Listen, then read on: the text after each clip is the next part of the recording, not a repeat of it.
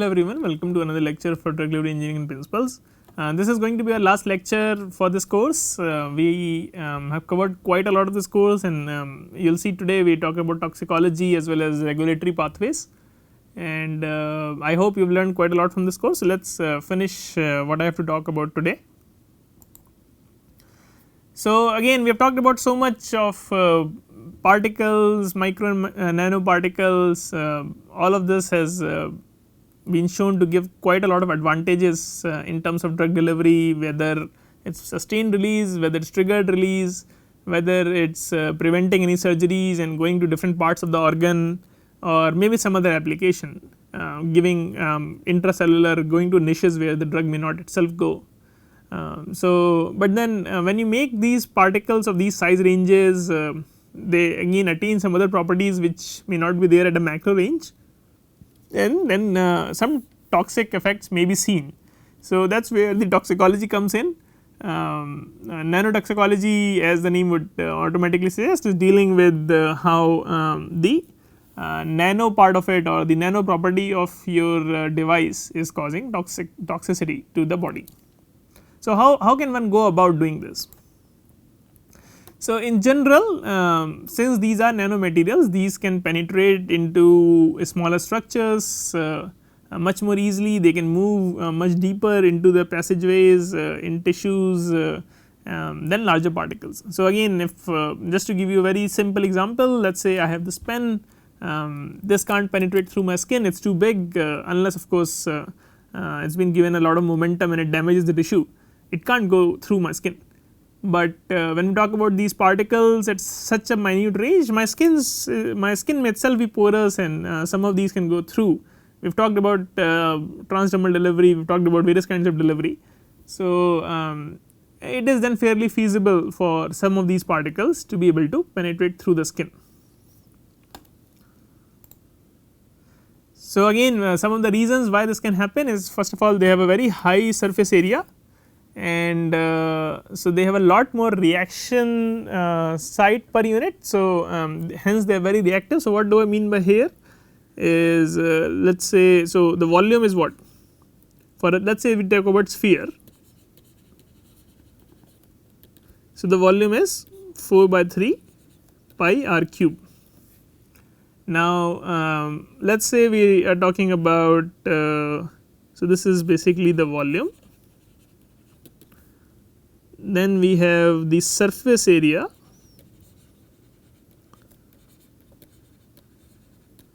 which is nothing but 4 pi r square. Now, if I am now trying to compute for a given volume how much surface area is available. So, what I can do is I can just simply do the surface area by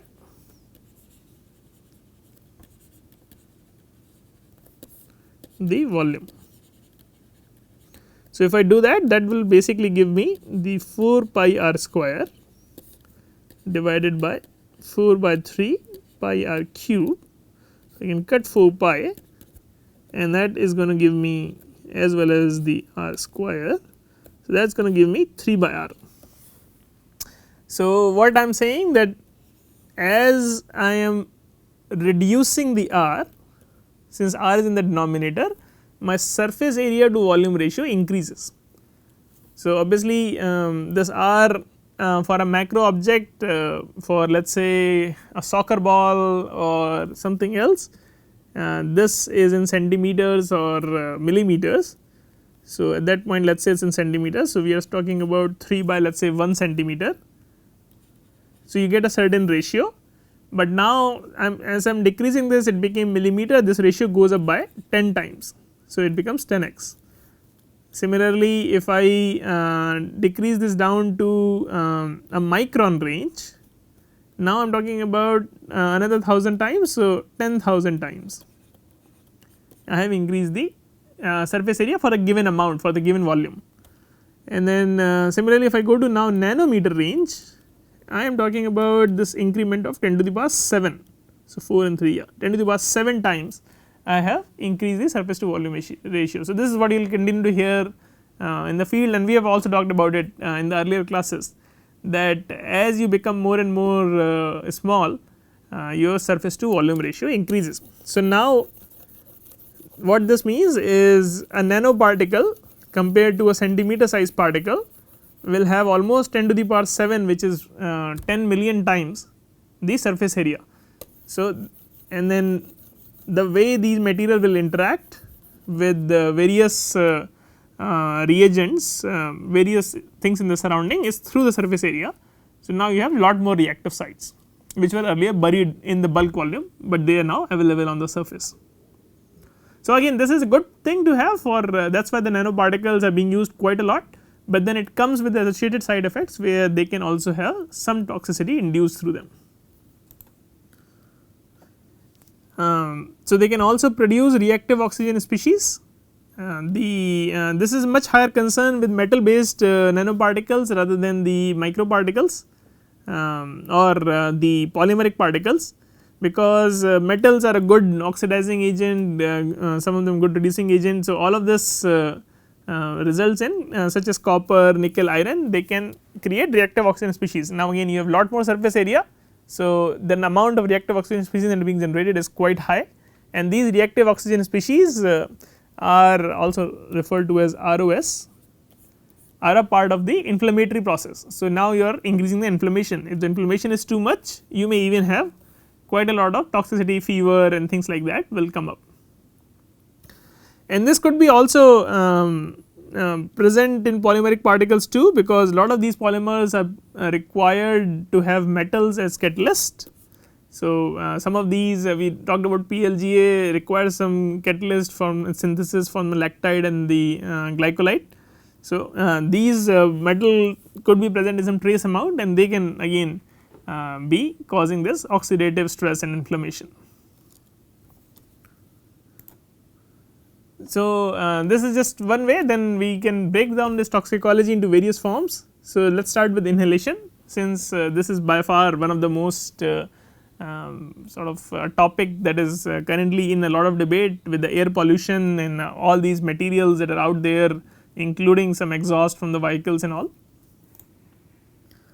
So, and you must have heard this particulate matter particulate material PM10, PM2.5, PM1, especially from burning waste. So, what are these? PM10 is nothing but a particle which is less than 10 micron. So, any particle which is less than 10 micron is classified as PM10. PM2.5 is something that is less than 2.5 micron, and PM1 is something that is less than 1 micron. So, you will often hear about people saying that the air quality is bad, the PM2.5 is very high, the PM1 is very high, the PM10 is very high. That basically means that the air is carrying lots of these particles and flowing them around, and we are breathing them in, we are inhaling them, it is going and depositing in our lungs. And it is actually quite some of these material become quite high in number if you have burning waste, or if there is a building construction that is going on and there is a lot of dust particles flying around. So, typically this is a major issue with non-degradable particles. Now, in cases of therapy, we make lots of these and people are now inhaling this, something like a normal inhaler which people use in asthma. They are also exposing this to the environment, and then this may increase in number as more and more users comes in for these nano and micro particle. So, there is some toxicity associated with that, especially for non-degradable particles, because degradable particles will go away, will degrade either in the environment or in our own body, but then this non-degradable particle will remain. So, these are easily inhalable and causes weakened immune system. Again, like the metal particles, these can also result in reactive oxygen species.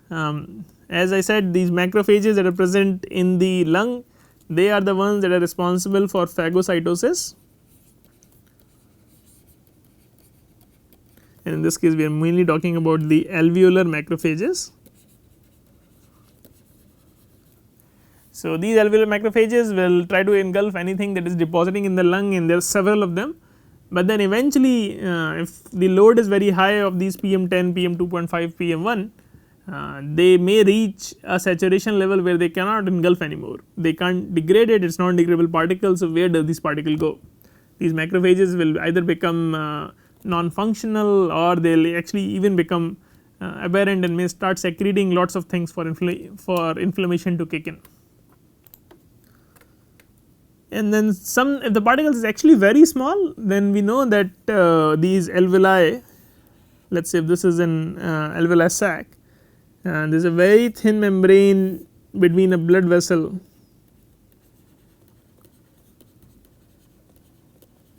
and these alveoli. So, if they are extremely tiny particles, they can actually go in through this barrier, and they may even reach heart and brain, and that is again so even through inhalation you are causing it to distribute systemically. So, and then there are some other routes as well for nanotoxicology, and one is dermal penetration, which I briefly mentioned, that things can go through your skin. There is IV injection. So, obviously if we are designing these particles to be injected IV, they may still start to accumulate in the body, and then of course through the oral route if it is in a tablet form or in any other form. And then the other things we should take care for all of these is the hemocompatibility. So, if it touches the blood, whether it is actually okay or if it lysing the blood vessels and the RBCs. So,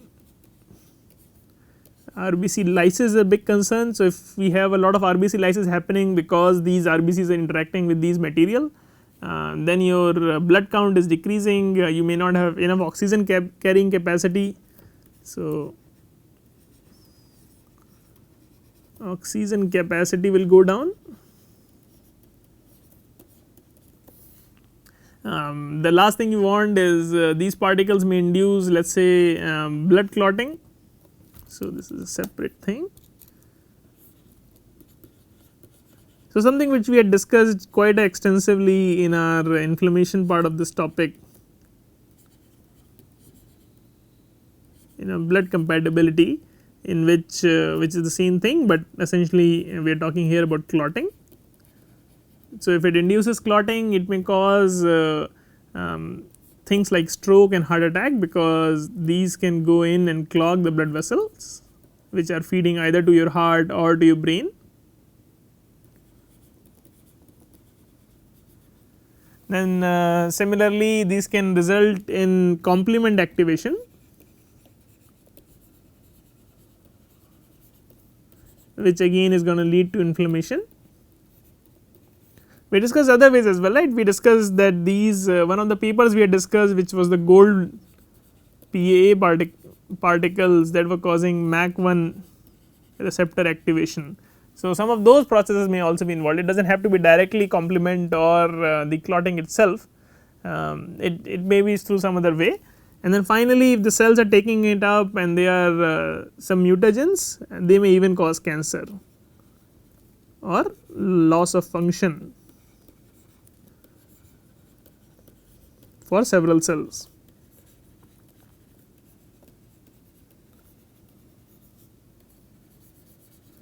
So, all of these are some of the things that we need to keep in mind while we are designing nanotoxicology, and that is why it becomes very important, and we had gone over blood compatibility, immune system, complements. All of this is again very important, because eventually most of these drugs will be given to patients which are somewhat sick.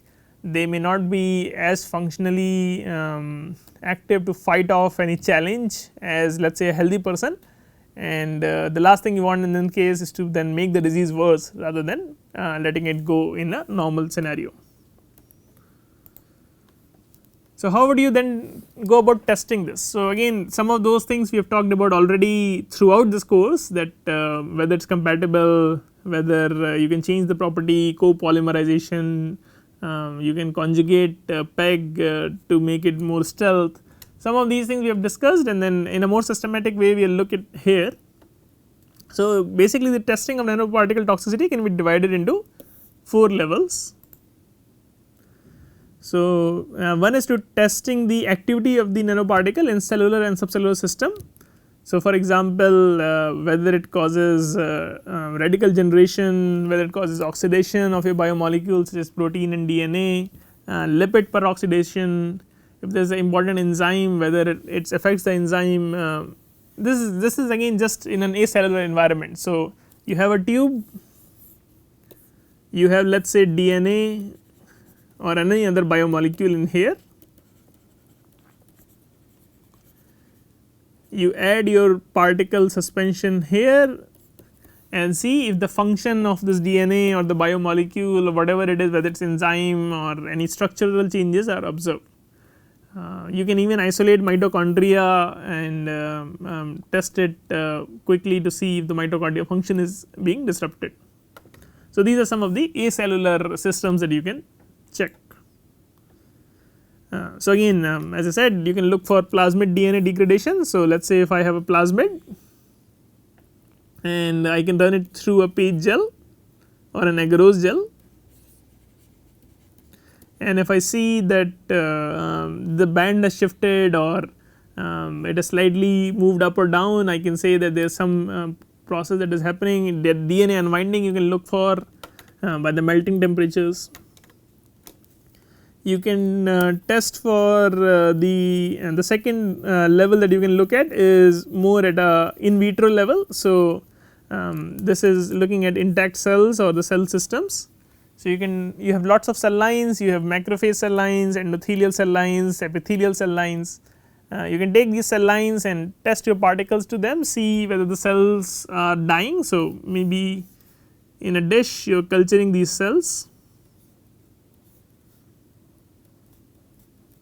and you can put your particle solution over these cells. You can culture them for different time points, let us say 24 hours, 48 hours, and then look if the cells are alive or dead, and if they are alive then how functional they are. So, maybe look for some of the metabolic activity. Some of these kits are readily available in the market that you can use to test this out. The same thing you can do with the RBCs, so hemolysis. So, whether the blood is getting lysed with this, you can look for some enzyme leakage to see whether the membrane is disrupted in any way, or you can look at immune cells to see if the immune cells are getting activated with this. So, some of these polymers can act as adjuvants. So, you want to make sure if you do not want the immune cells to get active, you can then test these particles on your immune cells and see if they are actually becoming active, then you cannot use that for that application. The other thing is testing the nanoparticle on an isolated organ. So, you can have some primary organs isolated. So, the blood is a good example. This is one of the organ that is very widely used, and then you can also use some intact skin models. There is lots of modeling, the 3D modeling of tissues have started. So, you can take these heart out, primary heart out, the cells remain alive for some time, you can test your particles on those culture and see if any changes you are seeing compared to the control. And finally, obviously the gold standard in this case is an in vivo testing. So, you use some kind of a small animal, you give these particles at high doses and see if there is any functional or behavioral changes that you observe, functional and behavior changes that you are observing in such animals. So, this is in a nutshell how you can divide the nanoparticle toxicity. A very fancy term to this is ADME. This is abbreviated form, which is absorption, distribution, metabolism and excretion. So, any molecule, any material that you are using, you would like to do these studies to see how it is getting first absorbed once you have injected, how it is then distributing in the system, how it is getting metabolized in the system, and finally how it is coming out of the system, which especially for non-degradable particles is a big concern, because if they are above 6 to 10 nanometer, they can't come out. So, they will accumulate. Okay, so this was mainly for the toxicity, but what happens, let us say I have a system which I think is much better than what is currently used in clinics, and I have tested all these toxicity and I found that this is good, and now I want to move further and use it in patients. So, how do I go about it? How do I get it to the patients? How do I get approvals to get to the patient? So, that is what final thing we are going to talk about. So, the first step is of course to make sure absolutely that the product that you are wishing to market is actually feasible.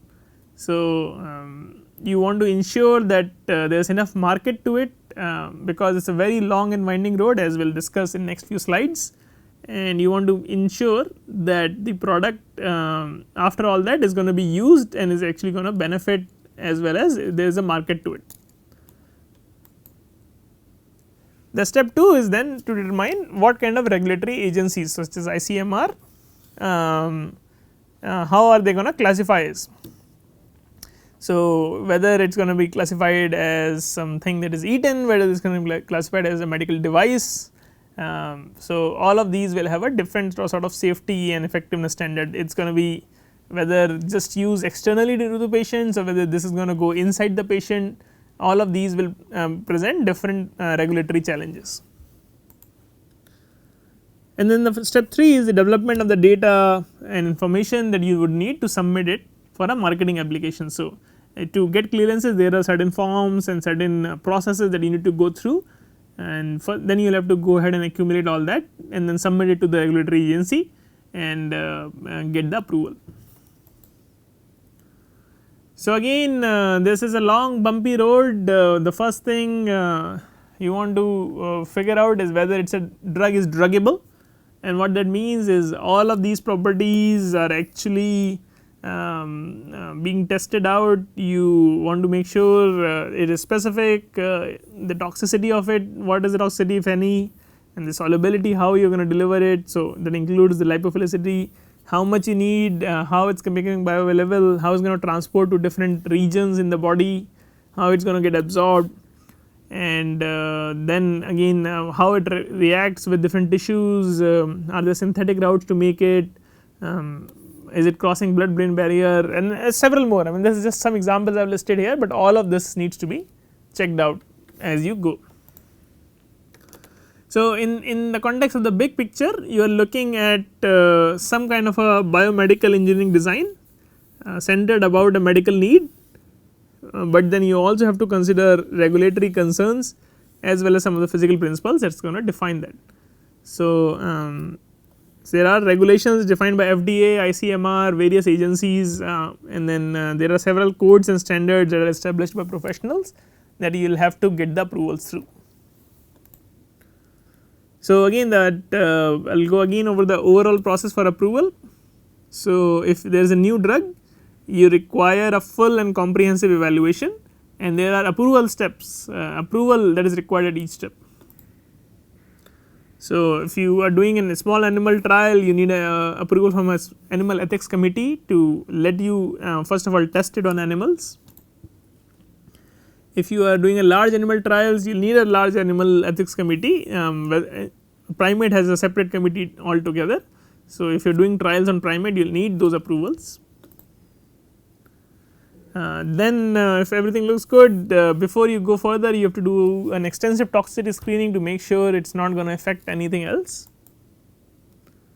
And then you finally need human and follow up clinical trials, and then will need a human ethics committee approval.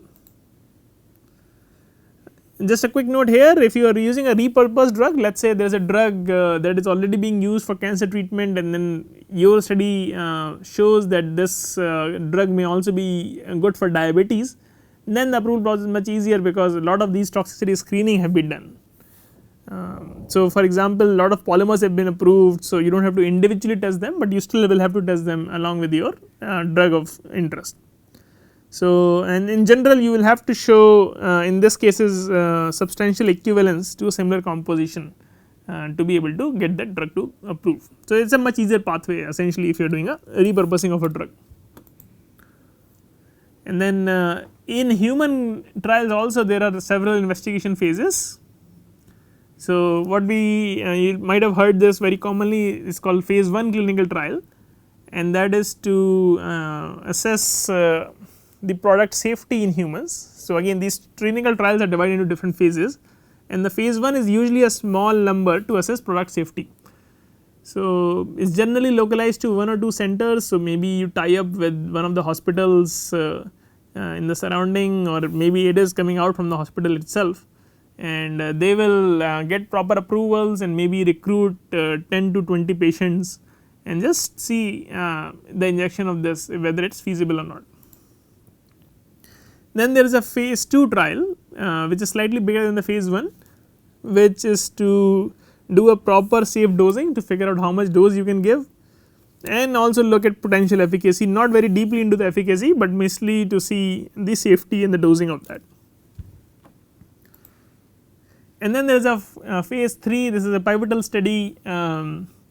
This is a well controlled clinical trial that will support the safety and efficacy. This could lead to an FDA approval or any other similar regulatory agency depending on the country, and it is usually a multicellular involvement. There are several centers that are involved instead of being 1 or 2 centers. You may need to do it throughout the country to show that it actually first of all works in different settings, as well as you may have differences in types of ethical people and ethnics of the people that are coming in. Some may be slightly different in certain regions of a certain country, the people may be slightly different from the rest of the regions.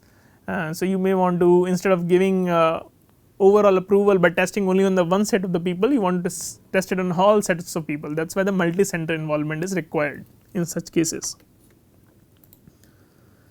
So, having done all that, and again this whole process takes quite a bit of time, the depending on the disease and the extensivity to it, this could take anywhere between few years to 5, 6, 7, 8 years for all the human phase trial to get completed. Not to mention the amount of time that you would have first put in to take a drug, test it in vitro, test it then in animals, and only then you can go to humans. So, we are talking about almost a decade time frame to get all this data. And then let us say even if that all is done, then we have a GMP and sort of quality system regulations. And these are good manufacturing practices regulations. So, you want to ensure that if anything is being put into humans, these have been synthesized using some good manufacturing practices, it is sterile, it is not contaminated. So, all of those factors then also come into play. So, these regulations require that domestic or the foreign manufacturers have some quality system for the design. It is not like you can make that anywhere, you need to make that in a certain contained environment, and making sure that it is properly manufactured, it is properly packaged, it is very properly labeled, again very important and quite a lot of debate these days. It is stored properly, you have a system in place to install it and use it for different kind of clinical trials. And anything that is going to be used in human will need to follow these guidelines. So, even for the phase trials, the phase 1, phase 2, phase 3, all of this first needs to be established before you can go to those trials. And then there are, as I said, the regulatory challenges. So, you will have to get approval depending on this. So, this is more India specific. This will depend on how much what kind of product it is, and how the regulatory agency is classifying this. So, you will have to get certificates from these agencies. So, Ayush is nothing but a department of the Ayurveda, Yoga, Naturopathy, Unani, Homeopathy and all. So, if your product lies in this category, you will have to get approval from them. Similarly, there are various standards such as ISO 9001 and ISO 13485. So, these are both quality management systems defining for various types of things. So, this could be medical device or this could be something else, and they are here to sort of make sure that you are consistently providing products and services that meet these regulatory requirements. So, these agencies are going to check to see if you are satisfying a certain criteria and only will then certify you, and eventual goal is to enhance the customer satisfaction as well as safety. Okay, so this is all I had to talk about in the course. I just gonna give you a quick overview of what we do. So, I am as I said, I am Rachit, and here is my email ID and Twitter handle if you guys ever want to follow me. Feel free to contact me as required. Our lab does quite a lot of biomaterial works. There are tissue mimics and vaccines as well as the osteoarthritis repair and lung infections. and we have several positions that keep coming in the lab, the final year projects, the PhDs and postdocs. So, please feel free to apply, and basically I hope you would have liked this course. That is all we got for this course. I look forward to interact with all of you, and feel free to reach out to us if you have any questions on this course, and any comments, all of those are welcome. So, I hope to see you all, and good luck for your exams. Thank you.